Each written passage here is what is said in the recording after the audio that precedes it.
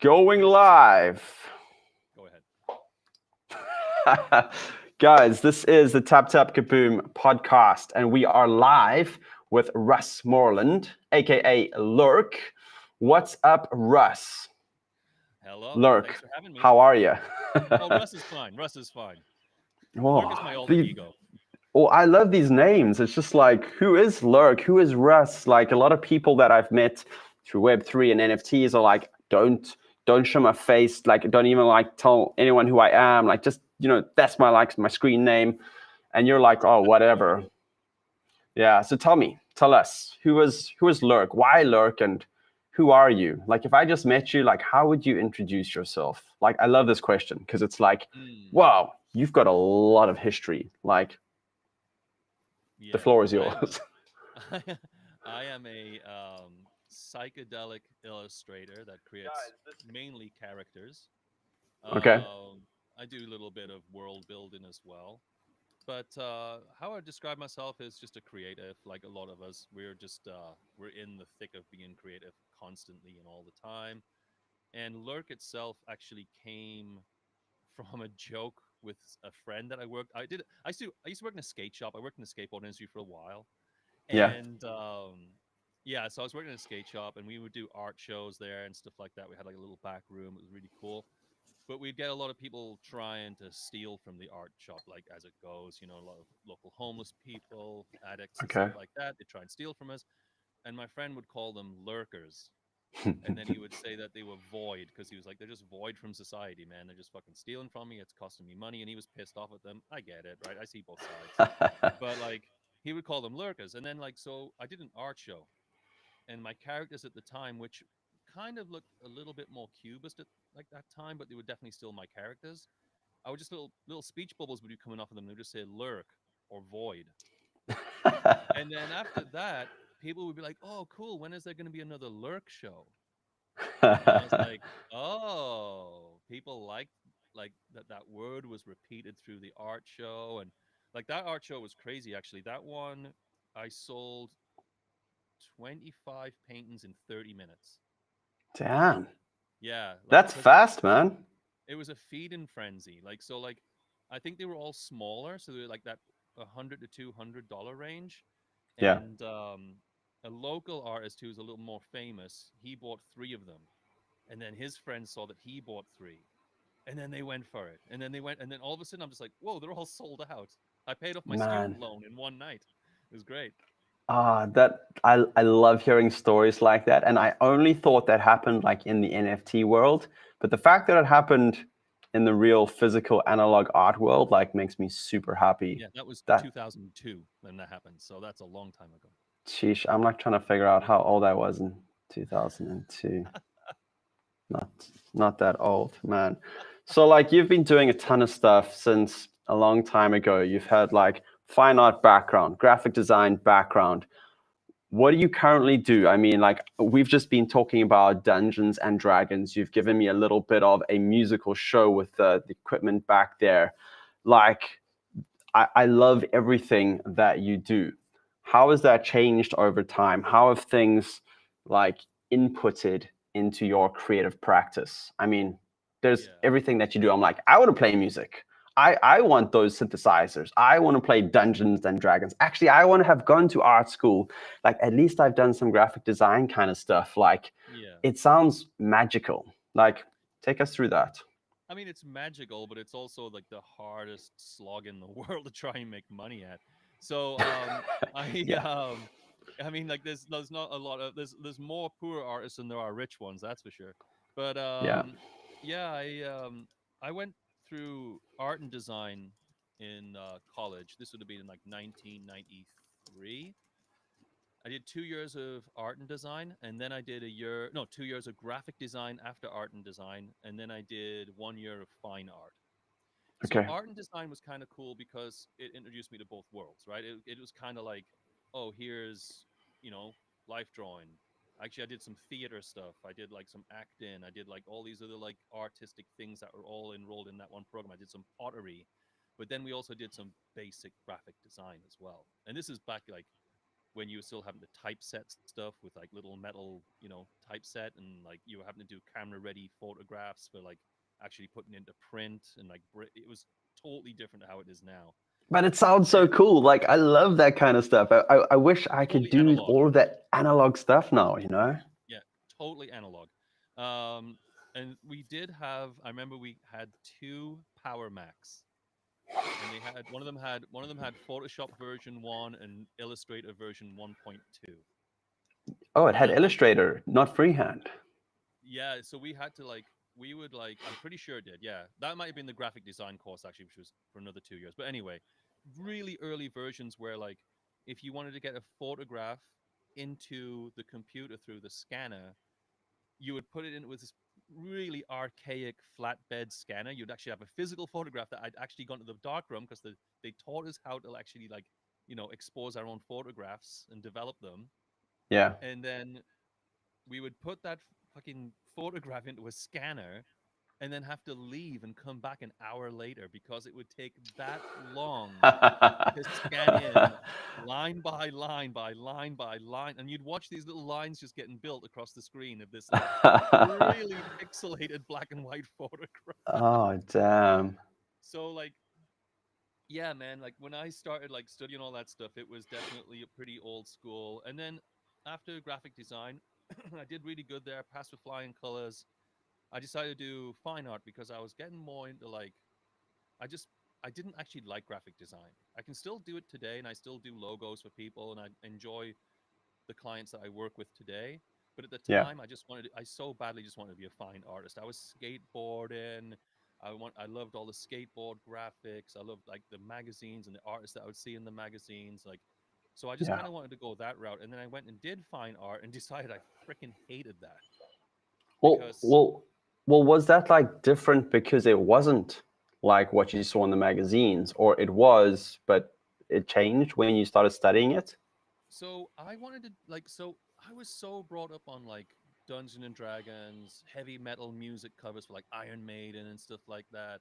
I loved like comic books and more like illustration, and I didn't really know what illustration was per se, but I was into more like outsider art, like art for like Warhammer and stuff like that. Like I just liked all that sort of stuff. Yeah. When I got to fine art school, I was hoping that I was going to get taught some skills to help me paint better like that. But you've also got to think at this time when I got to art school, I was already doing art shows. Like I did my Ah, first okay. art show in 1994. One of the first things our prof told us in fine art school was he stood there as pretentious as he could possibly be and said, "There is nothing I can teach you." And I was sitting there thinking, well, that's a bloody waste of time, isn't it? So he Thanks, literally guy. just he just literally sat around a lot and was just like, whatever. Like he didn't really care. So at the time in England, this would have been like 1997. At that time in England, I feel that like conceptual stuff was really huge. So there was people in the like a couple of grades older than me, all mixed into the same class, and they would just take videos of the floor. As long as they had a really good reason that they were taking a video of the floor, they would pass the course. They just had to Yeah. have a really good reason. Whereas like one reoccurring theme for me is I don't always have such a reason behind things. I just like creating cool art that people enjoy. Yeah. So I don't see a problem with that sort of art that's going on, that conceptual stuff. I get it. I get why people do it. But I was more into like making characters and creatures and stuff like that. It just was not the right place for me. So I actually quit after a year. It should have been a 3-year course and I quit. I was like, nah, I'm just gonna do this myself, you know? Which I think is like it's such an empowering attitude, and I think there's I don't know, like the more humanity goes on, it feels like people are like, I need to be told and taught exactly how to do things. I need like step by step approach. They lose that like kid way of thinking of just doing stuff and trying things and Right, breaking bones and like figuring stuff out. And when you're an adult, you're like, I actually just need, can you hold my hand? I'll pay like 5, 10K just to be shown the steps, and then I'll right, just do those steps. And I'll be successful and make 1 million, 10 million doing these steps. right, But like you're doing the opposite of that. You're going, well, I'm going to figure this stuff out. I'm doing my own art shows. Like, I don't like graphic design. I don't like fine art. I'm doing this other thing which no one else is teaching me, but you're flipping doing stuff. Like, and I Yeah. kind of feel like maybe that comes from what you did in graphic design, maybe from your upbringing, maybe the time in humanity, like it was just like do stuff. There is no internet telling you that Right. there are people just doing cool stuff, so you can't. You just did it. And I think you're hitting the nail on the head. Like, look, if my mom was an artist, so she was really supportive of me no matter what I did, right? So I learned how to do perspective drawing when I was 5 years old. Oh So man, like wow. I I had like my mom that was like she had become a hairdresser later in life, but she was mainly into art when she was like my age. But she kind of, like she still paints now. She paints really cool watercolors of flowers. She's actually really good at it. But yeah, I think like I grew up in a really like rough area of England in northern England, and I just remember like having that hustle. That's like if I don't figure out how to hustle and get out of this, I'm gonna be stuck in this place. You know what I mean? Like Yeah, there was kids that I went to school with that burnt the school down. Like damn. it was rough. Like it was pretty bad. Like and if yeah, like there's people that are still stuck there now. I mean, I don't talk to any of them, but there's definitely people that are still stuck there now. I'm so glad that I had that motivation and I saw it in a different way where I was like, I'm getting out of here and I'm gonna get out of here with the only skill that I'm good at because I wasn't good at other stuff in school. I got really, really, really low grades, if not failing, in everything else. So it was really lucky that my mom was just like, yeah, he's good at art and that's what he's going to do, no matter what. Yeah, Even if it means I have to work in a factory, but then still do art when I get home, yeah, that's what that looks like. You know what I mean? And there's no shame in that. yeah. It's like you're a full-time artist and you're currently taking on other jobs or full-time jobs so that Right. you can support your art or support your calling. Yeah, I've worked in supermarkets. I've worked in a bar. Like I worked in a couple of different Irish bars in England. I've worked in skate shops. You know what I mean? Like I've done a few different things.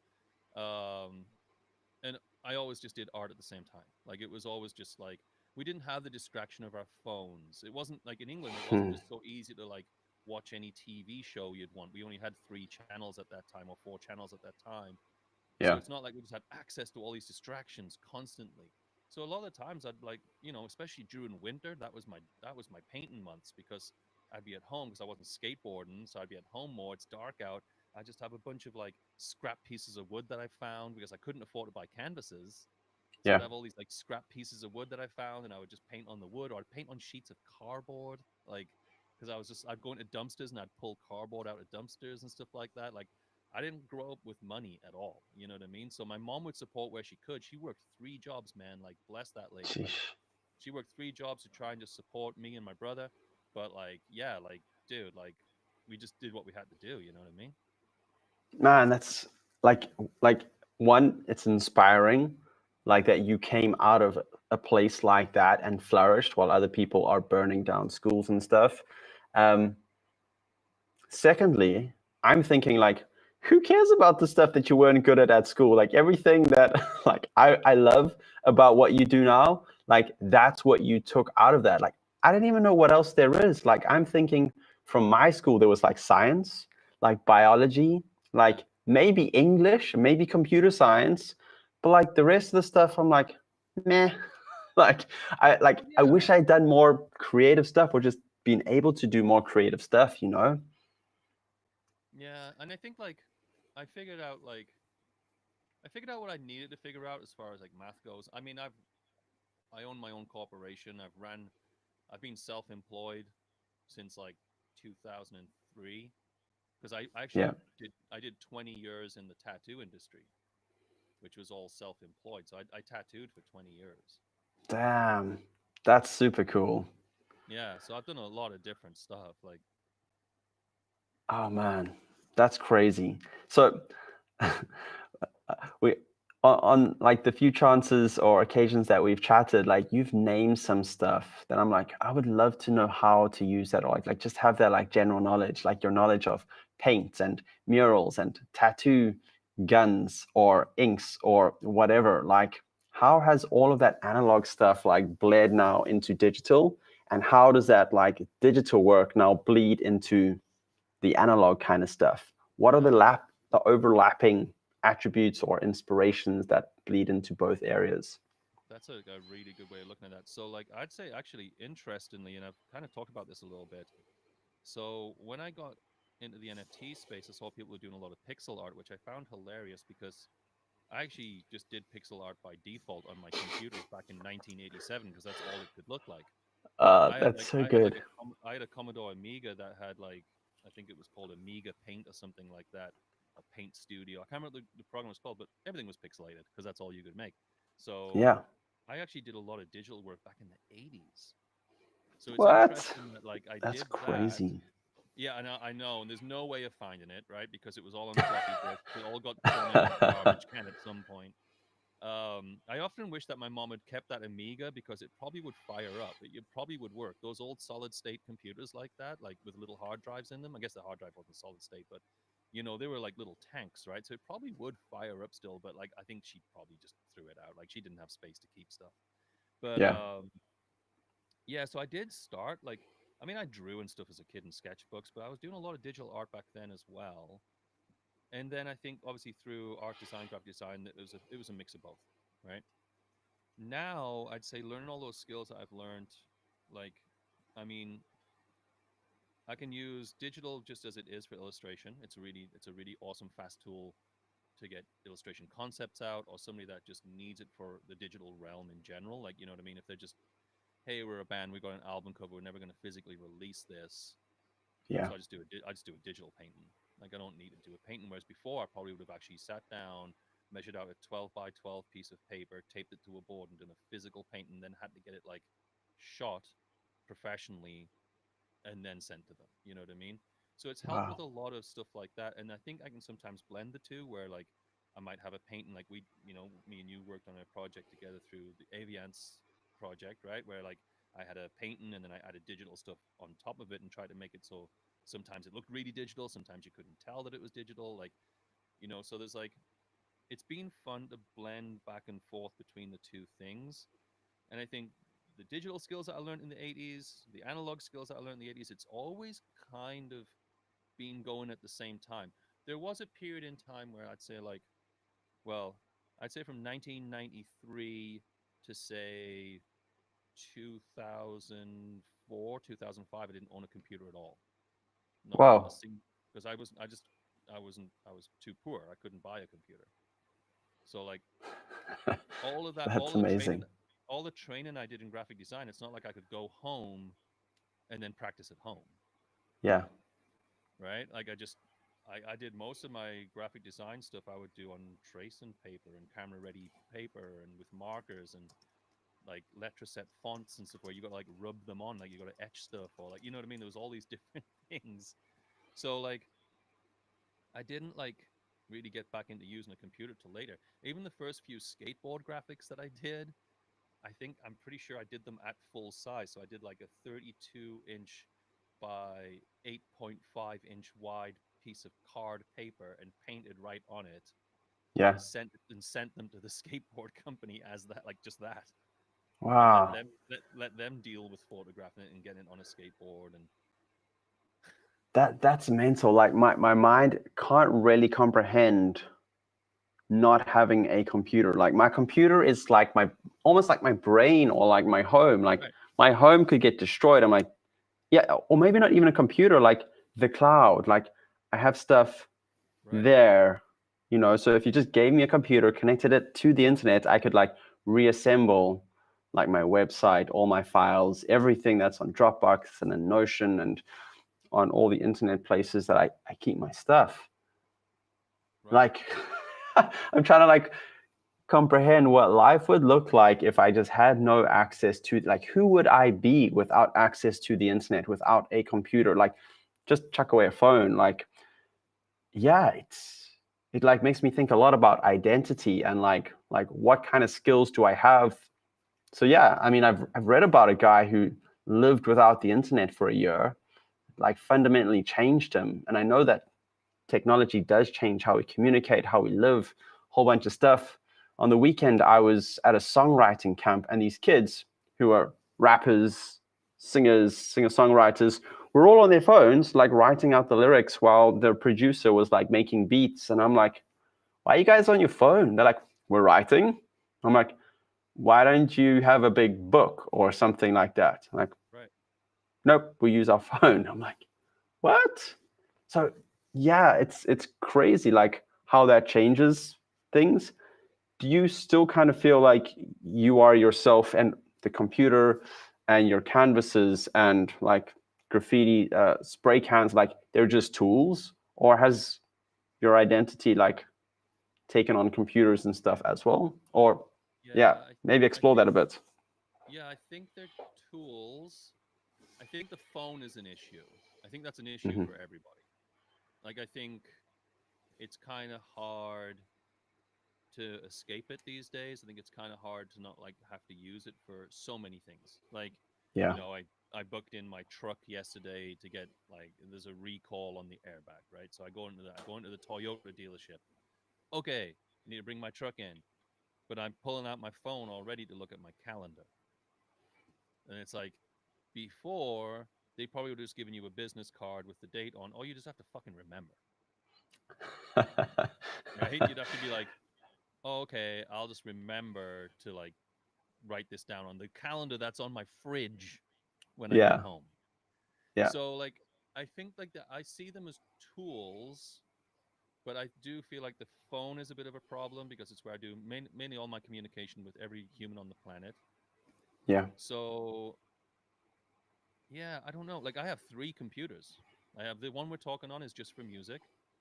I have Okay. one that's for like a bit of everything, and then I have one that's just like I got a fully loaded out MacBook Pro so I can do animation and use Illustrator without it bogging down. Yeah. So like I see them as tools, and they kind of get forgotten about sometimes. They get dusty. Like this computer we're talking about right now gets completely turned off. It's part Yeah. of like it's connected to a power board that turns off all of my synths. So it doesn't just get like shut down. It gets completely turned off all the time. Whereas I think me maybe 10 years ago, 15 years ago, if I owned this computer, I'd be trying to find things to do on it. But now I'm just like, no, this computer's for certain things. You know what I mean? Like I don't like yeah, I see them as tools. I wish we didn't need them at all, if I'm totally honest, mate. Like if I'm being totally honest, like my happiest would just be doing like this big painting that's behind it's a bit like blurred, like not blurred out, but it's a little bit like white balance is Like off. But blown out. Yeah. yeah, blowing out, thank you. I'd rather just do paintings. If I could sit and just paint and that's how I could make my living and I could just sell Yeah. paintings, that's what I would do. But that is a super hard hustle. Yeah. I mean, but like this is it's fascinating because my happiest is like when I'm in a coffee place, a coffee shop, drinking coffee, writing stuff down, or maybe even on an iPad. But my iPad is like it's not connected to the outside world. It doesn't have Love that. internet, and so I use it as my drawing tool. Like it could Yeah, literally that's how I just use have mine too. Procreate on. Like Yeah. I I would pay for a Procreate thing Right. pad. Yeah. Like just give me Procreate. Like I do use some other things, but if I could just have a Procreate thing and I pulled it out, turned it on, and Procreate was just there, magical. Like that would be it. Yeah. Like the best kind of tool that I have. But then like when I'm doing a mural or when I'm, not by my computer, I also feel so free, like to chat to other people, to take a break. I'm never distracted when I'm painting. Like never. Right. It's just like me and the wall or me and the wood or me and the canvas. It feels so freeing. I can get distracted at home because all these devices around me. I've got all these synths. I've got my computers here. Um, I was the doctors diagnosed me with ADHD years ago. So it's Yeah. really easy for me to get distracted by so many different things. Even when we first got on the call, I was like playing music while I was Oh, I mean, waiting. I requested that, man. You weren't like, hold on, Rich. Like, I know we've got a call, but I just want to play some music. But you know what I mean? I can get distracted really easy. And I think, again, the biggest one would be the phone. Yeah. So, like, you know, when I'm painting, I'm trying to get more conscious of like leaving the phone at the other end of the studio. Like, just so Yeah. I can't just reach for it when I'm just sitting there gapping out. Instead, I reach for like a bass guitar or something instead and just like play. Because there's certain months when I'm painting, I just want to like kind of sit back and like just look at the painting for a second. Well, that's Yeah. turned into like grab the phone, look at the phone, look at the painting. I'm trying to make it more like, no, just do something else. Or just look at the painting. Like, why do we have to always pick it up and look at the phone as well? Like, it has to be there. Like, nobody can take a dump without looking at their phone, dude. Like, it's insane. Well, yeah, I mean, it's a challenge. I put some books in there, like smaller books, so I could Right. read like a page or a chapter at a time. And I was Sure. like, oh, this is a much better way of using my time. Even magazines, I'm like, like I think I want to read this article. Let's like do it.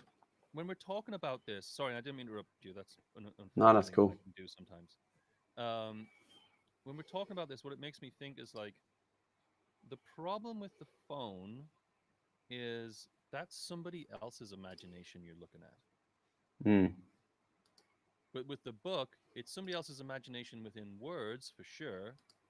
But you also add a layer of your own imagination because, say, you're reading a novel and they're saying, oh, and then this person walked down their driveway and they're arguing with their wife, whatever it might be. You're now imagining that world and that happening.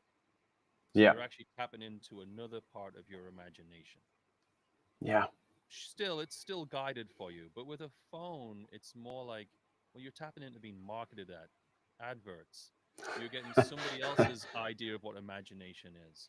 And you're getting stuff that you don't even care about. Like I end up watching like so many videos of dudes just getting knocked out in the street. And I'm just like, why am I watching this? And then I get like addicted to that, but I could be taking that Uh, time to like just do something creative instead. yeah, it's just like that consuming or that desire to consume it, like it taps into that dopamine addiction. It's like, yeah, I am enjoying this and it is fun, but that doesn't mean it's good for me. Like the dopamine existed for a reason, like thousands of Sure. years ago, and now you're just tricking me into doing this over and over for long periods of time. That stresses the heck out of us. But I Yeah, do like, no, go for it, go. I was gonna say I've heard of dopamine fatigue before Hmm. Yeah, because that's like exactly so it. we're just getting drained all the time, so we're not getting real dopamine from like yeah we went and played like a football game with some friends and you got to score the winning goal or something like or just help the team out and that's real dopamine. Now we're Yeah. getting dopamine because Barry got punched out on the streets of London. I would find it very interesting to see what a whole bunch of creative people get distracted by, because like that's pretty interesting. I don't get distracted by that. I don't. I haven't found that kind of video in my feed at all. That's amazing. But now I would love to know about music, um, and perhaps other forms of distraction that are good inspiration. Like Right. I've heard a couple of illustrators, designers who, even coders, they take a break from their work, they play music, and even the ability to do music, play music, understand music, like it helps creatives, it helps programmers or engineers do their work better. Um, how does music fit into your creative life or your life in general? Like, is it just a distraction, or have you pursued it more intently as another creative pursuit? Yeah. So when I was younger, I tried to learn how to play guitar, and but again, like growing up in the family I grew up in, like it was just kind of like my mom was into visual arts, but she didn't know a lot about guitars and stuff like that. And guitars seemed kind of expensive. And like, so I had like a really cheap acoustic guitar, but I think it only had like three strings on it. And like, I didn't know how to tune it. I didn't know any. So I tried to learn to play then. But when I was around about 15, 16, I got a bass guitar. Hmm. And I was still drawing at the time, mainly drawing back then, not as much painting because painting seemed so scary when you're younger. I don't know if you remember that, but like Oh drawing's yeah. one thing, but trying to like put paint down and make an image, forget about it, man. That's a nutty thing. But so anyway, I was still painting and drawing at the time, having a lot of fun with that. But I learned like that I'd love really falling in love with music, especially like punk music. And I was fortunate enough to grow up through like the grunge era, so there's like a lot of cool music coming from that. So I had this Rickenbacker copy, this bass, and I would fall asleep with it on my chest, just playing it. And again, Oh man. I had no idea what I was playing, none, because I'd never once been shown a lesson. I couldn't afford lessons, that's for sure. I didn't know anybody else that played bass. There So was I no didn't, YouTube. no, there was no, yeah. And I think I maybe was like, try to rent a book from the library. Think about that. I had to go to the library, find a book. But then because at the time I wasn't aware of my ADHD, I just couldn't pay attention to chapters and words. And like, I just could get distracted. Yeah. So like I might play some video games instead of reading. So I was like, I just totally self-taught. So I'd fall asleep like that. And then as I got a bit older, I think I got a guitar and I started trying to figure that sort of stuff out. And then I'd play in like bands and I'd like sing a little bit, like just punky stuff. You don't have to be able to sing, you just have to be able to scream. And so I'd play a little bit of that. And as I moved to Canada from England, I played in a few bands. We played some like live shows and stuff, and it was kind of fun. But I knew that I think a lot of little kids grow up and love that idea of being on the stage and being a rock star and stuff. It's quite enticing, obviously, Yeah. but no, it was always just for fun. Like I always just wanted to do art shows. This was like my side thing. And as I've gotten older, I've bought guitars, I've played different instruments, and then in the last 2 years ish, I got into playing synthesizers, which was interesting because I've never been taught how to play a keyboard. So Yeah. like I have no idea what notes I'm playing. I have no idea what's happening, but it's a really cool change in my creative process because yeah, sure, I sit around, I sketch at coffee shops and stuff like that. Actually, analog sketch. I bring a sketchbook with me, Yeah. and before I start painting, when I get in the studio, I normally just turn all my equipment on, all my synths. I turn them on, and I do about 30 minutes. I just start making some noises, making some beats, just doing all that sort of stuff. And a couple of people have asked me to play live shows for them recently, so that's been pretty awesome. But again, I don't like, this is not my job. Like this is my hobby. Like art is like my job slash hobby that I love more than anything in the Yeah. world. But this is just my hobby that I love doing, and it's like fun to make music. And like there's also an addiction in collecting the gear, Oh right? yeah. Because there's so many things you can just collect, and they're like super rad to play, and everything kind of does the same but does something different, and like you know what I mean. So it's been really fun doing that. It's just like a really good break from painting. I really like that. And mentioning hobbies makes me realize like, I don't really have a hobby. Like people ask me like, what do I do? I'm like, yeah, I draw, I animate if I'm in like an animating phase, like make websites, I do logos, I Right. teach people how to do all of this kind of stuff, I facilitate, and they're like, but like that's all the same thing. And I'm like, yeah, like I don't know if I would find a hobby that was different. Like I would surf, like maybe that could be a hobby, like when I used to live in South Africa. But I think music is like it's something that I'm not good at. Like, and you've said that like you're not quite sure what notes you're playing or whatever, but it's still fun. It's like Yeah, yeah, totally.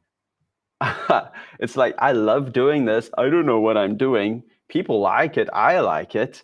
I'm addicted to it. Like it's something that you're not requiring yourself or it to make money for you. You're not getting into it because you're like, yeah, this is gonna make me a millionaire or make me money or Yeah. whatever. You're just like, this is fun. And sure, there are side effects of that, like inspires you to create better, create more, makes you more relaxed, like helps you come up with ideas maybe.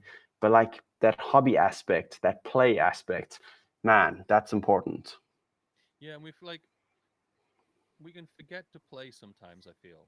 Again, I Yeah. think our phones have taken our playtime away from us, Hmm. So good. right? I think it's robbing it, and I think like lots of people would be embarrassed to even start playing a bunch of synthesizers. Yeah. Like I have friends that make fun of me a little bit for playing it, but I know where that I don't care because like whatever. But it's like I know that partly that comes from them just not being secure enough in themselves just to take up a hobby that they suck at. I know Yeah. exactly where it comes from. You know what I mean? It's like they probably just wish that they had something themselves.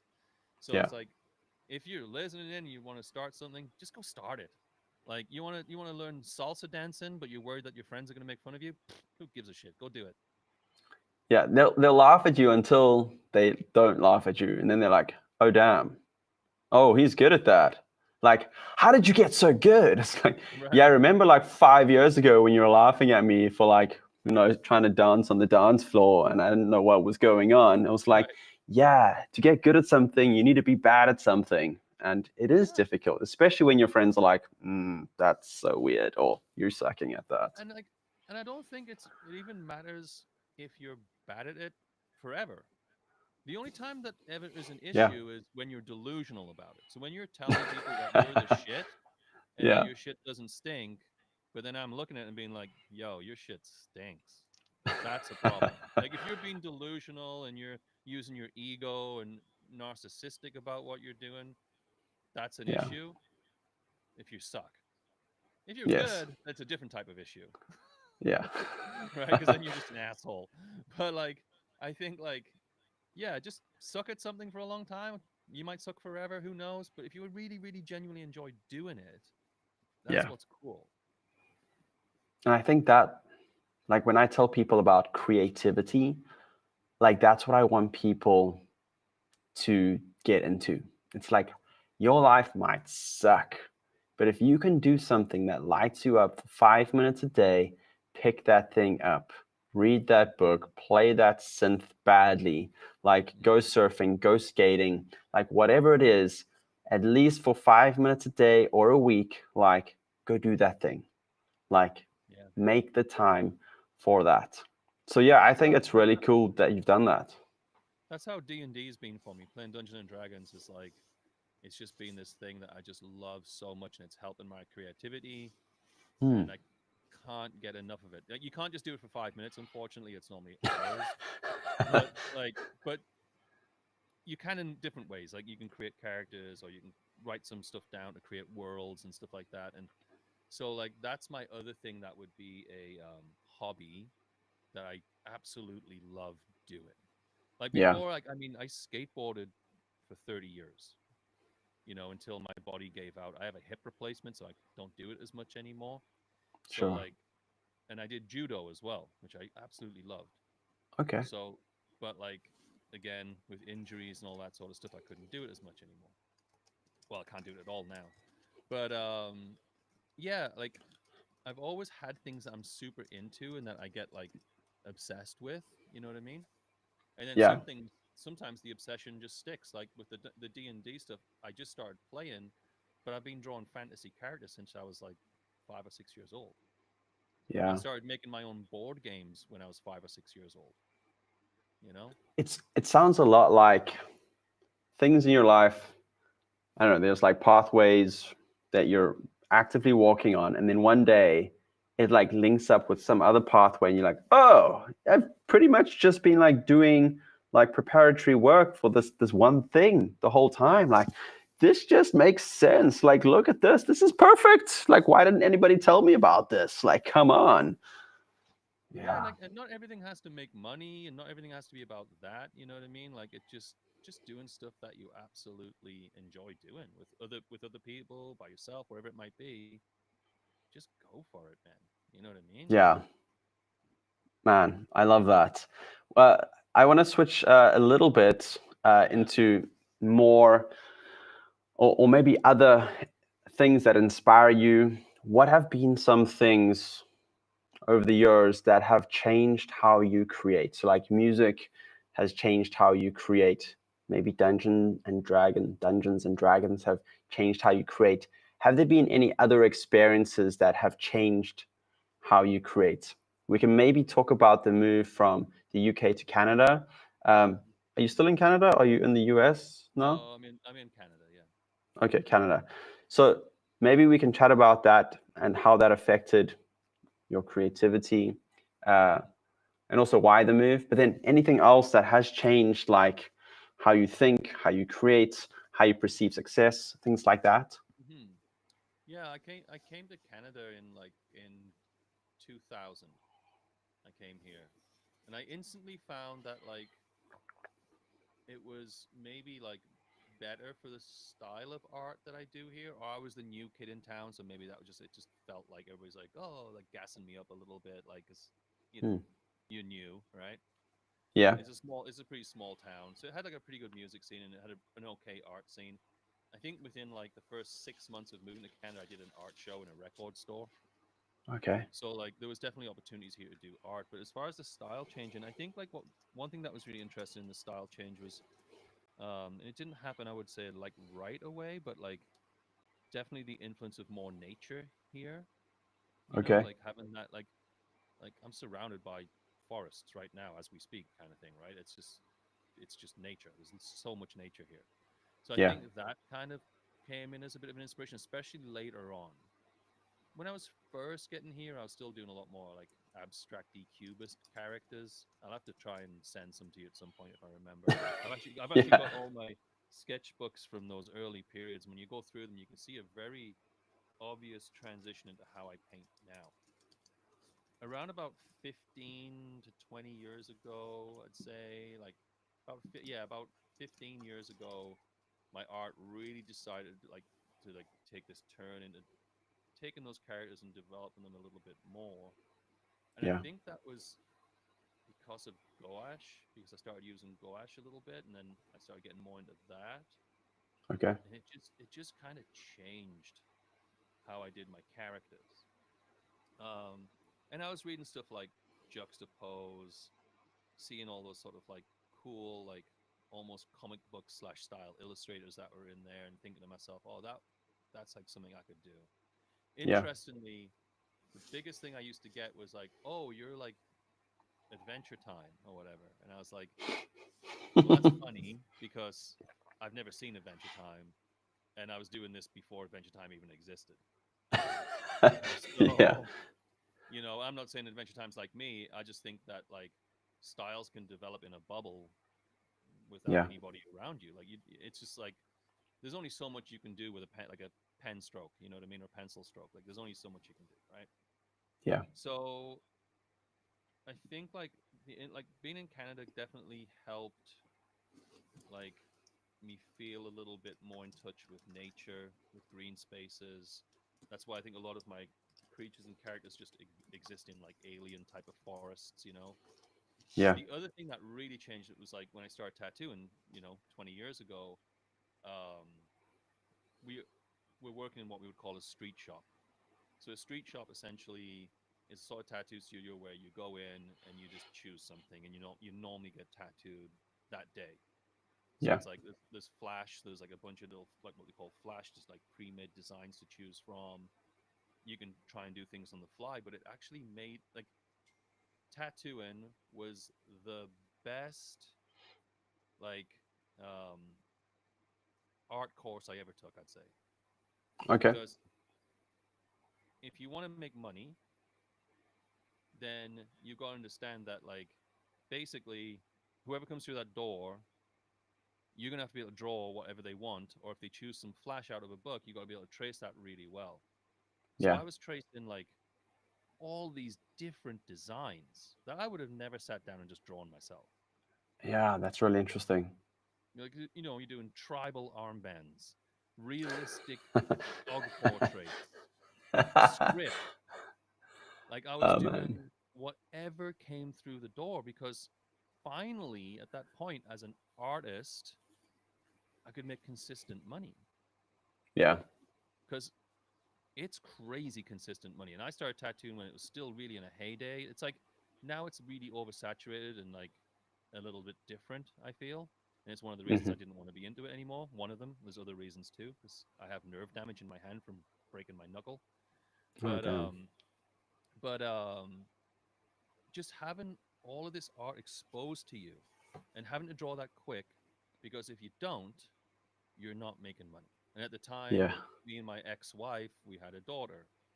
So like right as I was doing my apprenticeship, so I'm hungry. Like I want to make money. I got a kid to pay for. And Yeah. it's crazy, dude. Like I went from like yeah, you do an art show, you might sell all your paintings good, but then you don't do another art show for 6 months or a year. To Yeah. like doing 10 tattoos a day and each tattoo is $150. Damn. Right? So all of a sudden you just get like and you've got to give a cut to the studio and stuff like that because they need their cut, but like still all of a sudden you go from like working in a skate shop. I was making $800 a month. On my good days at the tattoo studio, I can make $800 a day easily. Yeah. right? So it just like, That changes things. Yeah. yeah, so I got good at illustrating as fast as possible. Like I was like, I got to Wow. figure this out because this is just a really good way to be an artist still and make money. And then because I was practicing all these different styles of illustration, that kind of came into my paintings. Yeah. It didn't really like change maybe like the themes of stuff, but it certainly like helped me become a well-rounded illustrator. Like maybe I wouldn't have like been as interested in doing my characters so three-dimensionally if I hadn't had to learn how to do like three-dimensional drawn on sleeves with a Sharpie, you Yeah. know? Like it's kind of like just totally changed how I approached my art. Now, I was still doing my art the whole time I was tattooing. It's so Yeah. funny because like people in town, like we're only a town of 100,000 people, but people in town, some people knew me as this guy who did artwork and didn't know I tattooed, and vice versa. So like my tattoo clients were like, "Oh, you do paintings too?" And I'm like, "Yeah, yeah, I do. I've been doing them for like longer than I've been tattooing." And they're like, "Oh, really?" And like then you'd show them, they'd be like, "Oh, that's kind of weird. I just want my tribal butterfly." So but like, so yeah, I think tattooing. Honestly, I owe so much to tattooing as far as becoming a better illustrator, because I don't think any college course would have sat you down and been like, draw all these hundreds and hundreds of different things daily. Yeah. I mean, if I do like 2 hours of drawing a day, I'm like, whew, did some drawing today. My hand's sore, like my back sore or whatever. You're like, cool, man. That's 10 hours every day. Let's go. And you're doing stuff that you wouldn't normally do. You wouldn't normally want to illustrate. So I guess even from like a muscle memory point of view, your hand is like, I can literally do anything, man. Like if I There have you go. something in my head, I'm gonna draw it. Whereas I'm like, I don't want to draw a bunny rabbit. I don't know how to draw a bunny rabbit. I don't want to draw a face. I don't know how to draw a face. I'm gonna draw birds because I know how to draw birds. You know what I'm saying? Whereas you're like, I draw a bird. I've been drawing birds for like the last 5 years. Great, let's go. Yeah, So yeah, that's really cool. Wow. yeah. It's a different approach, right? And I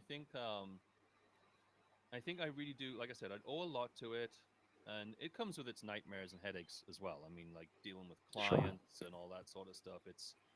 I mean, having to deal with just like people's body odor and them sweating on you, or them crying while you're tattooing, and or people would like puke and pass out. Like you've got like tattooing's hard in the sense that it's an ever moving canvas because it's Oh a man. organic being in front of you, and you've Yeah. just got to learn to like shut off and be like, whatever, I'm just doing my work. You know what I mean? But Yeah.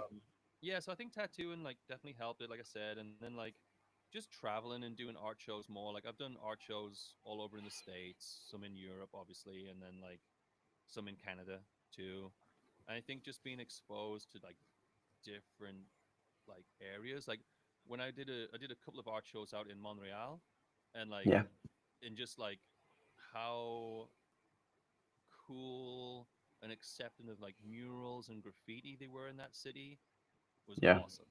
So like even that just like kind of like I'd never really thought about doing a mural before. And then I saw these murals in Montreal and just being like, whoa, like that's like I want to do that. Like, you know what I mean? And like so like it's just like it's all like what you're exposed to. And that's another thing I worry about with like I'm gonna sound so anti-phone because I'm on my phone all the time, but like we are exposed to things through the phone, but it's not in such an organic way.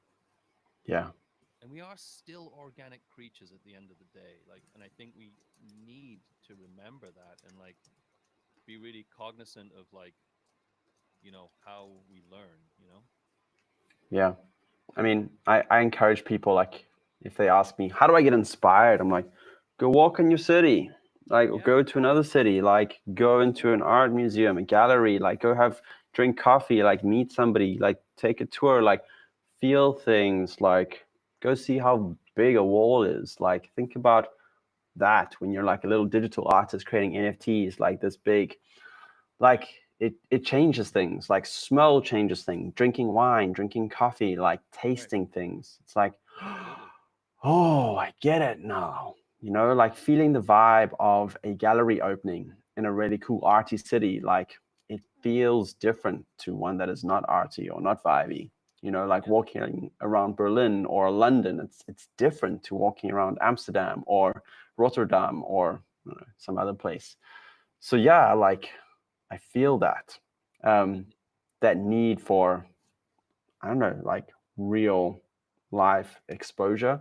And I think you see so many cool things online these days. But you ask somebody, so what cool things did you see 3 days ago? They're like, I don't know. You mean on my uh, phone?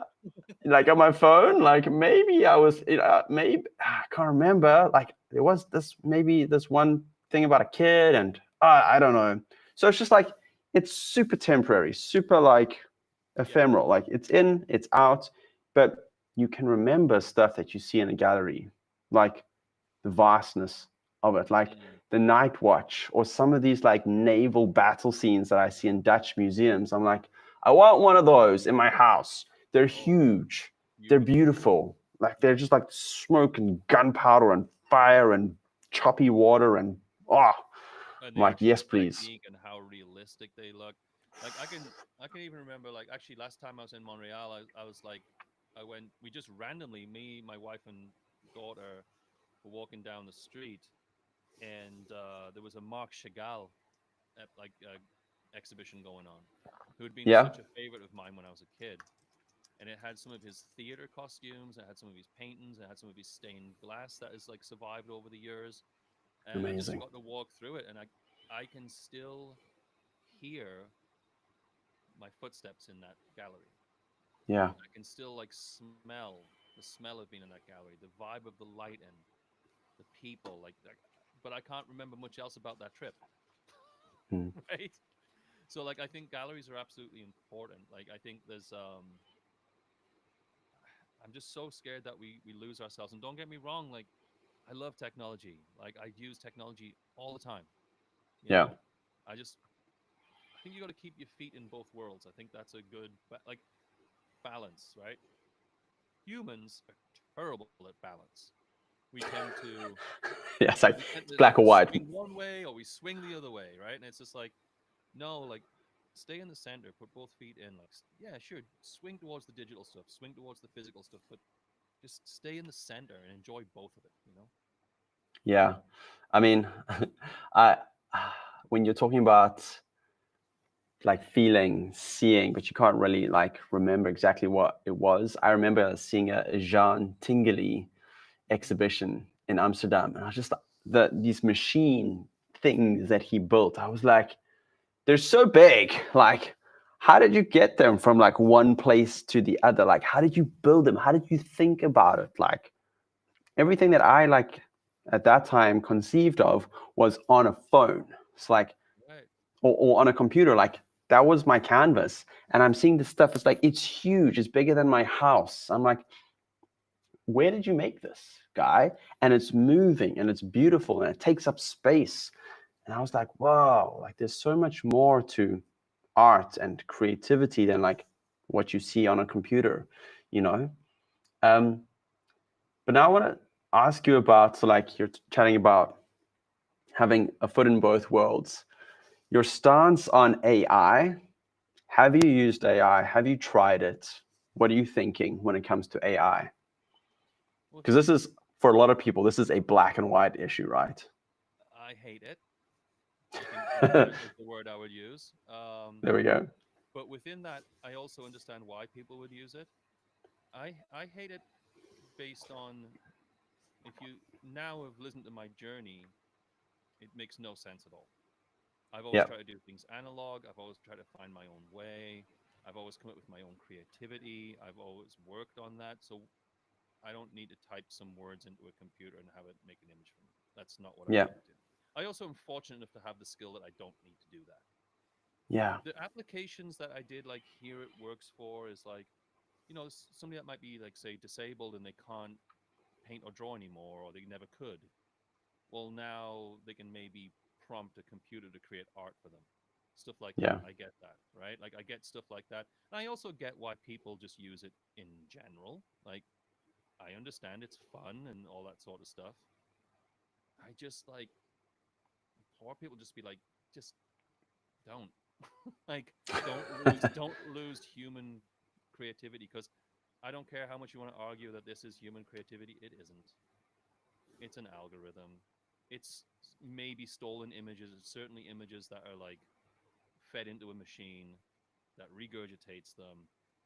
If that is creativity. It is the most vapid base creativity you could possibly do, in my opinion, because it Yeah. is just typing in prompts. That's all it is. Now, again, I understand why people do it, and I'm certainly not being down on people. And you can don't at me. I don't care. Don't fucking at me in the comments or anything like that. I don't care. Like, do your thing. Like, do your thing and enjoy your thing. I'm just not going to be doing it myself. Saying that, in the D&D group that I play in, those people want to create characters and they want to create maps and they want to create like environments for their characters to play in, but they're not artists. So they use it all the time. And these are like Yeah. friends that I play with. And I'll be playing the game and they're pulling up on their screen when we're playing, like, okay, you've entered this dungeon and it looks like this. And they pull up this image and it's an AI image Yeah. because they're probably not going to be able to pay an illustrator $1,000+ to do that illustration. Yeah. Every 20 illustrations in one campaign in just one session. You know what I mean? Like, they're not going to be able to do that. It makes no sense. Yeah. So again, like, I understand certain applications. It's just not for me. It's not something I'm interested in. I'd rather just have my creativity come from me and from outside organic elements. That's just what I want to do, you know? Yeah. So I want to get back to then. You're talking about music, hobby earlier, saying like just start. Like if you have this like desire, like just start. Mm. And I kind of think some people might be in that boat. They're like, I want to be like level 10, but I have to start at level 0. Like Yeah. that frustration, and AI, like it jumps them up there quite a lot with a bunch of skills. It's like, hey, I want to be a copywriter. Hey, I want to do marketing. Hey, I want to be an artist. Hey, blah, blah, blah. Like it gets them at least like level 5, like maybe level 7 or something, you know. What would your advice be to someone who's like, look, I want to get into art, into creating, or I want to get into synth music or playing music? Like, what would be the first step that you would advise somebody who's like, how do I start? Like, I want to get into this. I know it's gonna suck, but like what's my first step? And you're talking in the sense that, like, I'm saying, like, you don't have to use AI to do these things. You just get into it. You just try and do it Yeah. yourself. Is that what you mean? Yeah. So Yeah. So they're I'd like, say I yeah, they're like, there's AI. I don't want to use AI. I want to start, but where do I start? How do I start? Like, what would you well, say to them? art's pretty easy, man. Go buy a sketchbook. Go buy a There we go. sketchbook. Take a look around your room. Take a look outside and try and draw a tree. Try and draw your car. Try and draw a mug on the table. Try and actually draw things realistically first, because having a good, strong, solid foundation will help. Even if you become a completely abstract artist, at least knowing how to use your tools. Don't be scared to try different things. Again, it's going to cost you a little bit of money. So, like, maybe you want to be a pottery artist, right? You want to do cool sculptures or like bowls, cups, anything like that. You just got to go and find like workshops and do it. And I know it costs money, and like obviously AI is such a cheaper route out, because I'm assuming there's monthly subscriptions for some of these pieces, but like these websites, but like, I'm sure there's some that are free, or I'm sure X amount of it's free. I've never really looked into it. I tried to make a few pieces once, and I was like, nope. But anyway, just organically try to get into it. Like, find a friend that knows how to draw. See if they can help you. Like, see if somebody will even apprentice you. I've been offering mentorships to people. Like, come to my studio, and like I'll show you how to like stretch paper over a wood panel. I'll show you why these colors work together. I'll show you how to figure out like how to do a background in a piece, because that's one of the things that's the hardest thing for some people, especially character artists, doing a background, right? So like, just find your community that's actually real and tangible, and be patient. Because like, the same for the music stuff. Like, you can watch a million YouTube videos. You can invite a friend over that plays music. They can show you why these three notes go together. They can show you how to sequence drum tracks. They can show you all these different things, these different tools, like these physical tools that you have. The way I think about like the AI thing is that, yes, it can take you to level 10 instantly. You can do that for music with AI as well. I can be like, okay, I want to make like a sick beat that's got like this gorillas influence, like trip hop, but it's got a little bit of like guitar in it too. Boom, like it's gonna make it for you, no problem. But there's something about creating something yourself that is just so, so, so important. Like using Yeah. your brain, your hands, your physical body. Like there's something important about like, you're stretching some canvas and you cut your finger. That's important. That's actual human learning right there. Like that's real. And I'm really worried that we lose that realness to everything. And like, just go back to the AI thing, like if somebody's like, oh, I want to be this level 10 in whatever I'm doing right away, my argument is like, well, you can play basketball, but you're not going to be Michael Jordan. Some people can be Michael Jordan, but most people can just play basketball, and that's okay. Like, why is everything got to be like, I've got to be the best? It's so like egotistical and narcissistic to think Yeah. that you have to be the best. Unless you're doing it for yourself, then that's important. Doing it for yourself is one thing, but like, I don't like not everybody gets to be professional at everything. And if this is what AI is going to bring in, I'm a little bit worried about that. Like I can't write. I suck at writing. For some my recent D&D campaign, I've been writing paragraphs of lore for like the whole backstory. And I know Yeah. for a fact I could have gone in and used ChatGPT and just had it write it for me. But instead, I just sat there and I fucking typed it out and I wrote it myself. And it doesn't make sense sometimes. I have to go back in and I have to try to remember some grammar stuff and change some words around and blah, blah, blah, blah. But I did it myself because I didn't want to go in there and be like, well, I want to be the best writer ever. So I'm just Yeah. going to use this thing. I was like, no, I want to learn how to become a better writer personally. So I'm going to do this the analog way. I think that what a lot of people don't realize about either AI or creating analogly or by themselves is this idea of doing it for themselves. Like, how do you feel when you're doing it? Like, what is your reason for doing it? It's like somebody's breathing down your neck, like, hey, get this marketing copy out in like 10 minutes. You're like, well, I have to use AI. But if I feel like I want to like create something and feel it, like in my soul, in my bones, like tangible kind of stuff, like stretch canvas, like paint a wall, uh, do something that makes you come alive again. I don't think a lot of people come alive by typing prompts. I think they're cheating.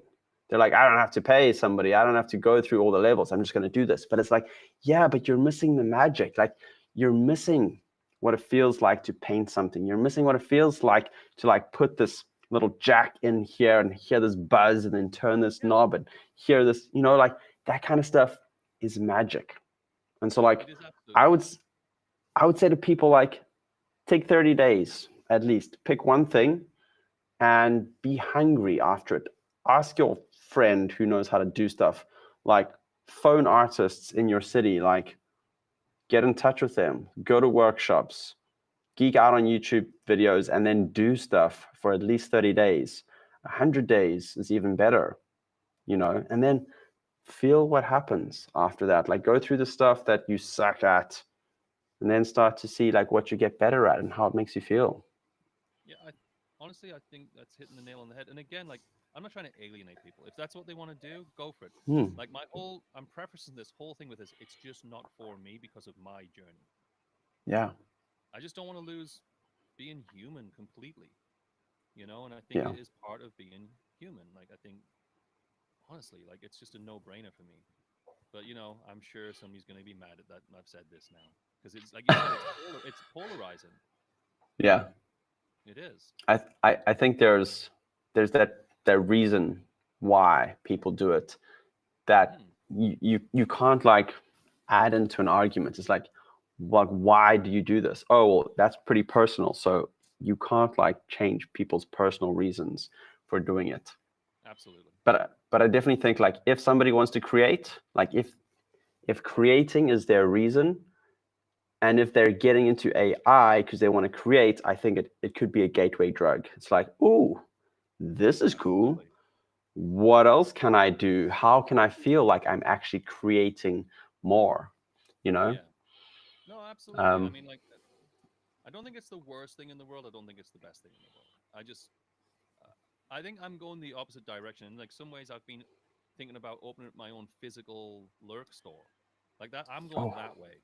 Instead of trying yeah, to sell things on Instagram or through my online shop, I'm like, I want to go the other way. I want to be sitting in a store where I've got prints on the walls and T-shirts and like cool things you can like come in and chat with me and talk about, and like I want to do more of that. Like, and I think I wonder, like, because seeing my daughter at 20 now, and she's into her phone, but like maybe not the same way we are. I wonder. There's a little part of me that wonders if we will actually like have a generation of kids that are younger that will actually kick back against apps and phones.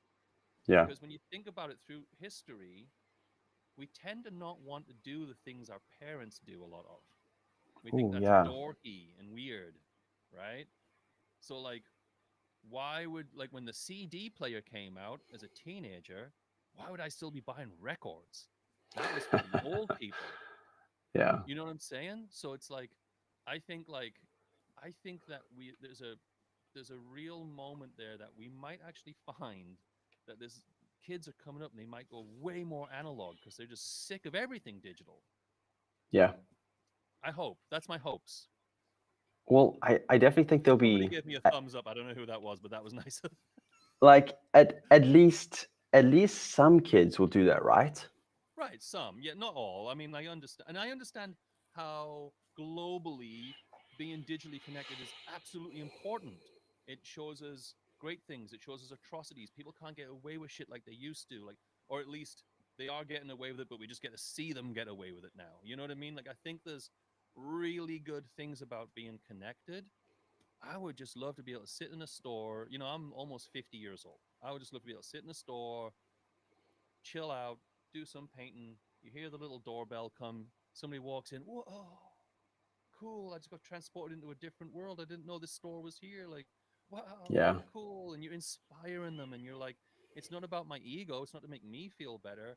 It's to like add to society and keep that stoke going and keep that like I don't know. I don't know. I'm ranting, dude. I don't know. I love it. I love it. I want to come to Canada to visit you in your store, man. I think it's going to be a good trip. That's Yeah. amazing. Like, yeah, I love that, and I think that meeting people like you in real life, like again, like walking to a gallery or a museum, like it does something. Like like an art teacher, like a really good art teacher or a really good mentor or something like that. Like it does something. Like if you walk in and you can feel that there's something different about it, like that can be life changing, you know? I would hope so. I really would hope so. And again, I don't think we always get that from such digital mediums. Like I think it can be life changing, but I think Yeah. it's such quick, digestible stuff that like not even talking about AI, just in general. Yeah. Like, dude, like a series will come out on TV that I'm like really excited for, and they drop the whole season in one go, and I just try to watch the whole thing in one day. That's nuts. That's nuts. It's crazy, right?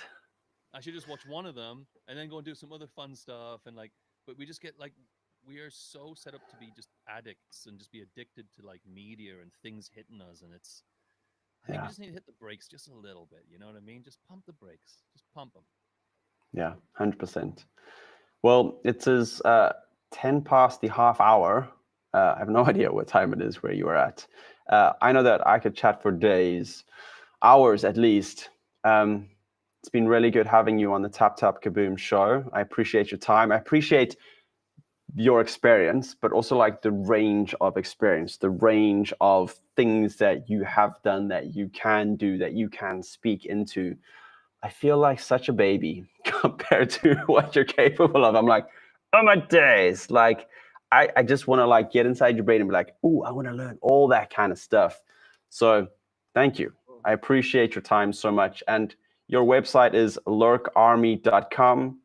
Yeah, yeah. And you are available at Lurk Loves You pretty much Instagram. everywhere, I Yeah, think. Instagram is like my main point of communication. And I was going to say, just lastly, for everybody that's listening and for yourself, we are putting an Airbnb in our basement right now, and it's an art-based Airbnb where people can rent the space. There's going to be sketchbooks in there, place obviously to sleep, a full kitchen, and my studio is on the same property. So if people are artists and they want to come visit, they can check that space out, and they get to hang out with me in my studio, and we can do some art stuff together. We can talk art all day. So keep that in mind, everybody. Okay, so when this thing comes out, I will put links to that, links to your D&D podcast in there, because I'm amazed by that as well. I'll put links to socials, your website. I love that idea. I went to an architect's Airbnb once. It was like the best Airbnb I'd ever been to. I was like, this is just weird. It's like holes in the floor, like everything is just angular, but it was so cool. Chatting Love it. with them, like just seeing their like 5-story house in Rotterdam was amazing.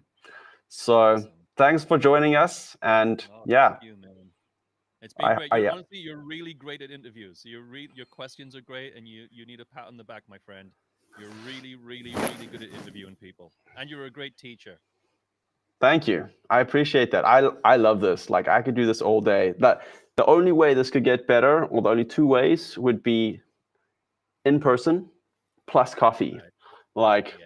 so One day. maybe if this takes off, I'm gonna jet around the world and drink coffee with people that I chat with, and The video door's camera open. stuff. Yeah, Yeah, we got this. amazing. Well, thank you Okay. so much. I'm gonna press this stop button and we can chat a little bit afterwards. Peace out, guys. Alrighty. That was awesome, man. Thank you. Yeah, no And worries, man. yeah, what's really cool about Riverside is that it is all uploaded from both of our sides, which is fantastic. Let me just check on YouTube here. I think we're almost done there. Ba, ba, ba. One thing that I did want to ask you about was ordinals. Have you done stuff with ordinals? Ordinals. Yes, I have. Um, it went well.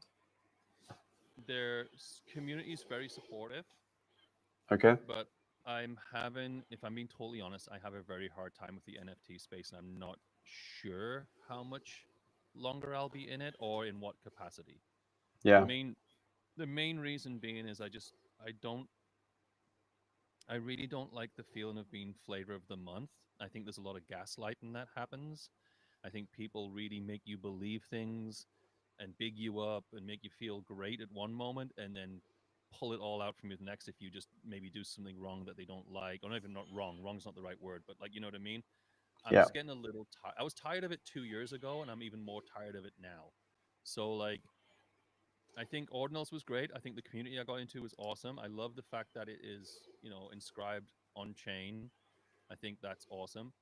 I don't like that like you can't upload really big images.